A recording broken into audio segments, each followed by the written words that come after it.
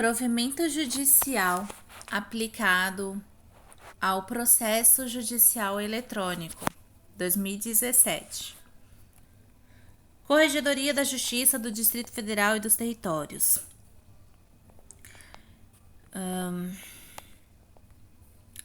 Título 1. Do processo judicial eletrônico. Capítulo 1. Das disposições gerais. Artigo 1. O processo eletrônico é o processo judicial que tramita mediante um conjunto de arquivos digitais cuja comunicação, armazenamento e consulta ocorre por meio eletrônico. Artigo 2.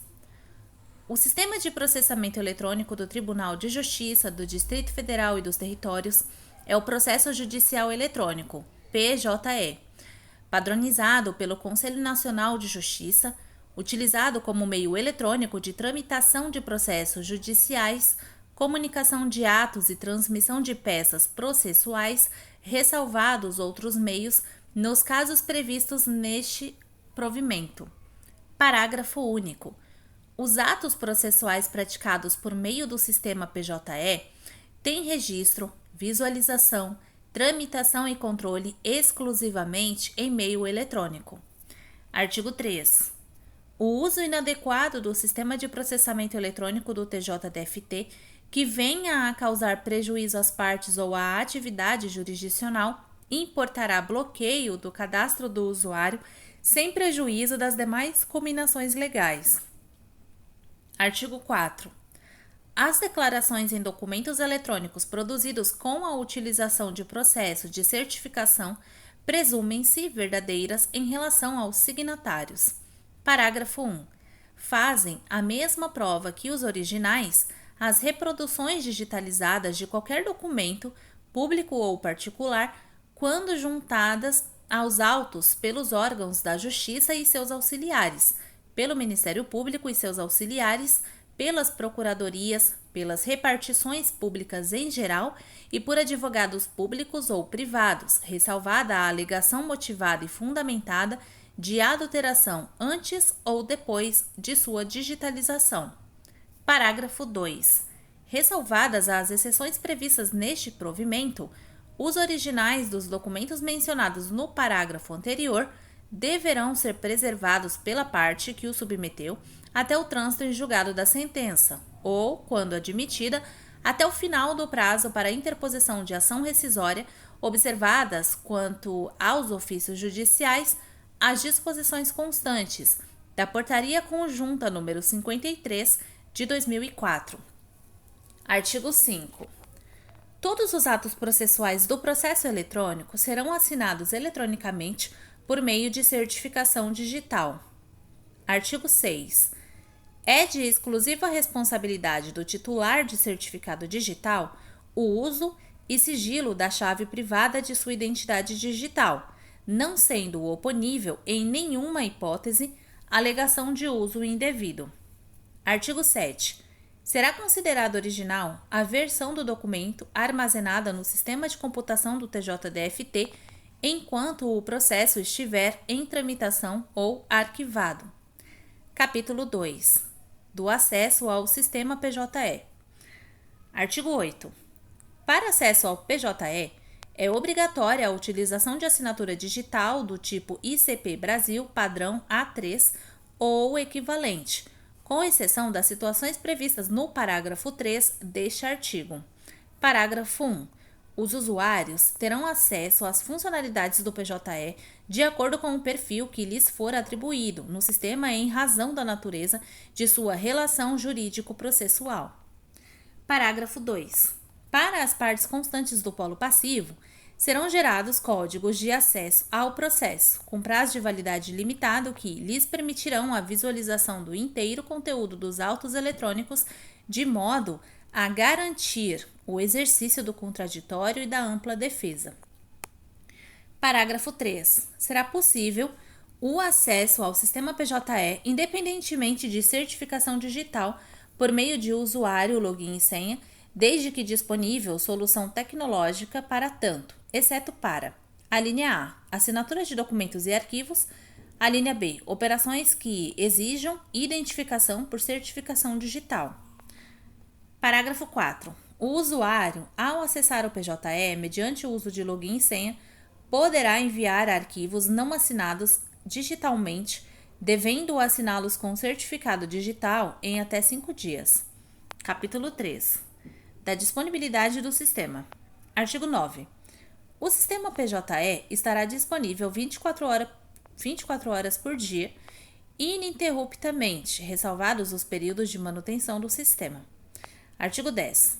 A indisponibilidade do sistema PJE fica configurada quando ocorrer a falta de acesso ao sítio do Tribunal de Justiça do Distrito Federal e dos Territórios, endereço eletrônico www.tjdft.jus.br ou servidores web do PJE. Parágrafo único. Não caracterizam indisponibilidade do sistema as falhas de transmissão de dados entre as estações de trabalho do público externo e a rede de comunicação pública, assim como a impossibilidade técnica decorrente de falhas nos equipamentos, sistemas ou aplicativos dos usuários. Artigo 11. A indisponibilidade será aferida por sistema de autoria fornecido pelo Conselho Nacional de Justiça ou por órgão a quem seja atribuída tal responsabilidade. Parágrafo 1. Os sistemas de auditoria verificarão a responsabilidade externa dos serviços referidos no artigo 11 em intervalos de tempo não superiores a 5 minutos. Parágrafo 2. Toda a indisponibilidade do sistema PJE será registrada em relatório de interrupções de funcionamento acessível ao público na rede mundial de computadores, devendo conter pelo menos as seguintes informações. A linha A.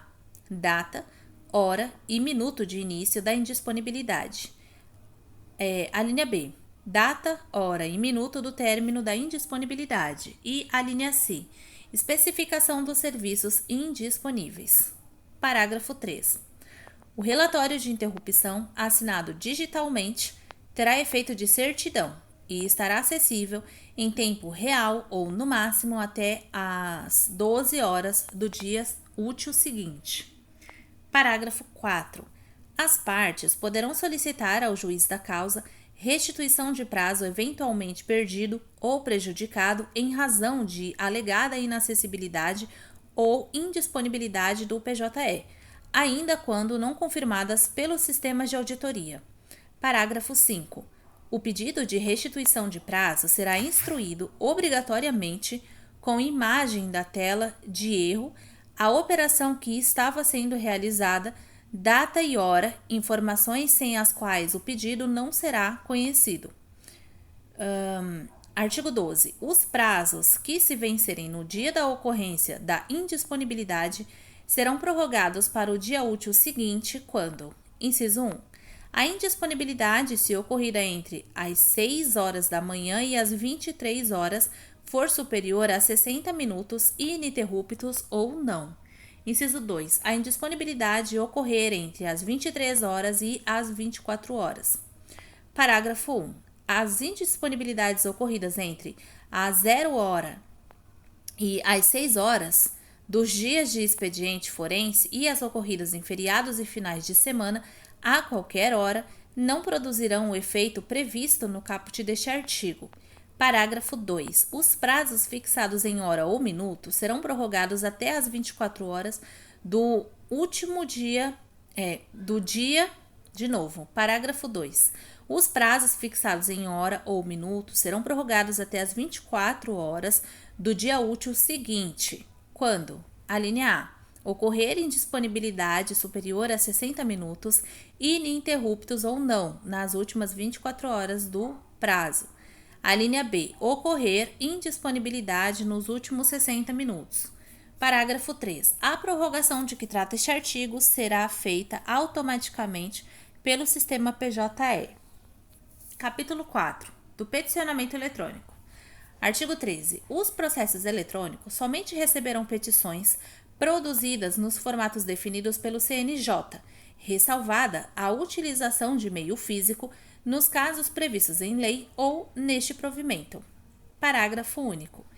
Serão aceitas na forma impressa as informações prestadas pelas autoridades nos mandados de segurança, bem como outras peças trazidas por terceiros, cabendo às secretarias dos juízos realizar o protocolo, a digitalização e a juntada ao processo eletrônico, mediante certificação do ato e emissão de recibo, se for o caso.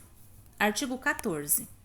A correta formação do processo eletrônico constitui responsabilidade do advogado ou procurador, que deverá inserir no sistema PJE as peças essenciais e documentos na seguinte ordem.